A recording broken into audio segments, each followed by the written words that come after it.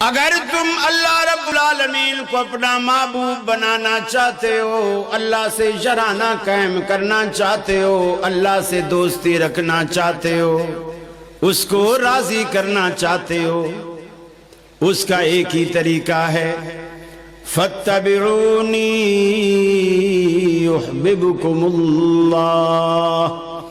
میں محمد عربی صلی اللہ علیہ وسلم کی پیروی کرتے چلے آؤ، نتیجے میں اللہ رب العالمین کی نظر میں تم محبوب بن جاؤ گے، اللہ تم سے محبت کرنے لگ جائے گا۔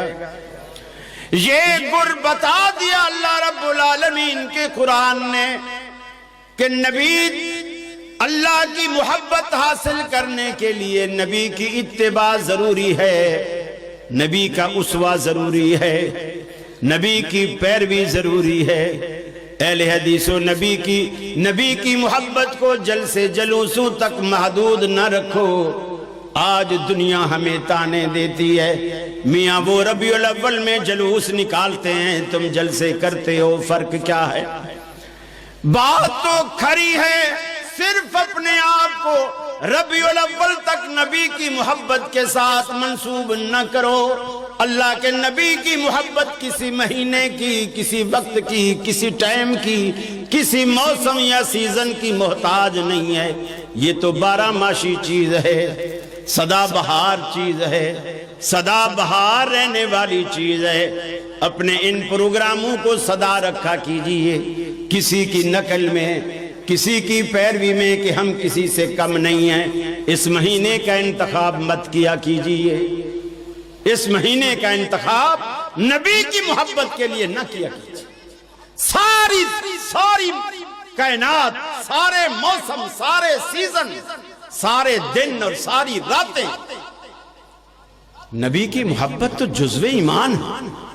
ہم کسی بھی وقت ایسا نہیں کہہ سکتے کہ اس وقت میں مومن ہوں لیکن میرے دل میں نبی کی محبت نہیں ہے، چونکہ ابھی سفر کا مہینہ ہے، محرم کا مہینہ ہے، ربیع الاول آئے گا تو پھر محبت جاگے گی۔ ایسا نہیں ہونا چاہیے، محبت نبی کی ہر وقت۔ اور پھر ہم دنوں کے، لمحوں کے، تہواروں کے، شریعت نے ہمیں محتاج ہی نہیں رکھا۔ دیکھو اللہ کے حبیب نے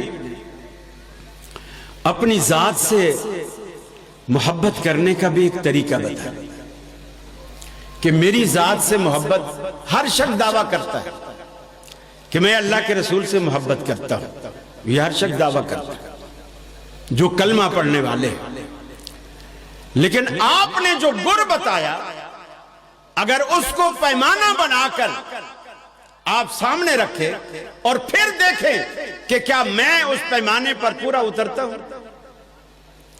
آپ نے یہ نہیں فرمایا جو میری ذات سے محبت کرتا ہے بس وہی مجھ سے محبت کرتا ہے، وہی میرے ساتھ جنت میں جائے گا۔ آپ نے کہیں یہ نہیں فرمایا، آپ نے فرمایا من احب سنتی فقد احبنی ومن احبنی کان معی فی الجنہ۔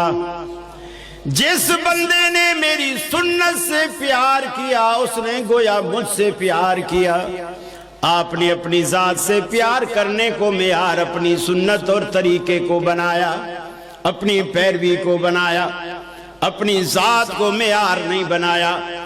آج ساری راتیں گزر جاتی ہیں سیرت کے جلسے کرتے، مگر اس میں نبی مکرم کی سیرت کی ایک بات بھی نہیں ملتی۔ آپ کی زلفیں کالی تھیں، آپ کا رنگ گورا تھا، آپ کا ہونٹ گلابی تھے، آپ کے رخسارے سورج کی طرح چمکتے تھے، آپ دراز قد بھی اتنے نہیں تھے اور مدنے قد والے بھی نہیں تھے، درمیانے قد کے تھے، خوبصورت مکھرے والے تھے۔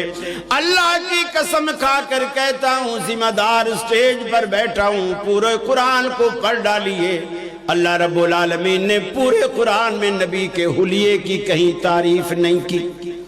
پورے قرآن مجید میں رب العالمین نے جتنی تعریف کی آپ کی سیرت کی، آپ کی زندگی کی، آپ کے زہد کی، آپ کے تقوی کی، آپ کے کمالات کی، آپ کے وہ جمالات جو اللہ رب العالمین نے آپ کو ودیت فرمائے تھے، زلفیں تو آپ کی بھی کالی، رنگ تو آپ میں سے بھی بہت سارے گورے، امریکہ آدھا گورا ہے آدھا کالا ہے، یہ کوئی فضیلت کی بات ہے؟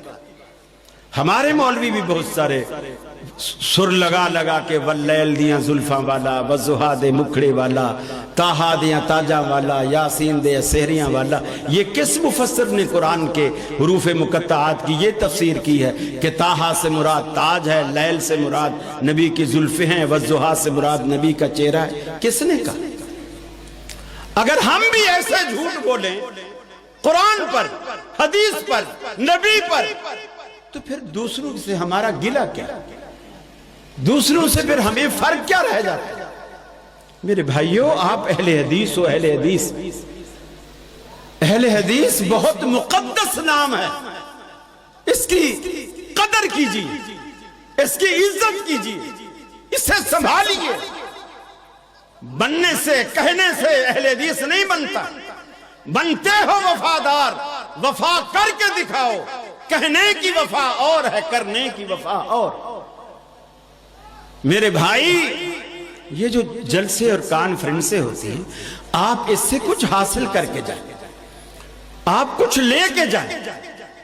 یہ نہیں ہے ساری رات جلسہ سنا اور صبح فجر کی نماز بھی کسی نے، مولوی نے بھی نہیں پڑھی، آنکھ ہی نہیں کھلی، ظاہر بات ہے آنکھ ہی نہیں کھلی، اور صبح کسی نے جا کے پوچھا یار بڑا جلسہ تھا جی، کیا ہوا؟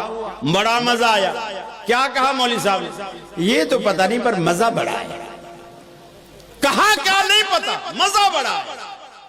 میرے بھائی، یہ پروگرام، یہ جلسے مزے لینے کے لیے نہیں ہوتے، آپ کو دین سکھانے کے لیے۔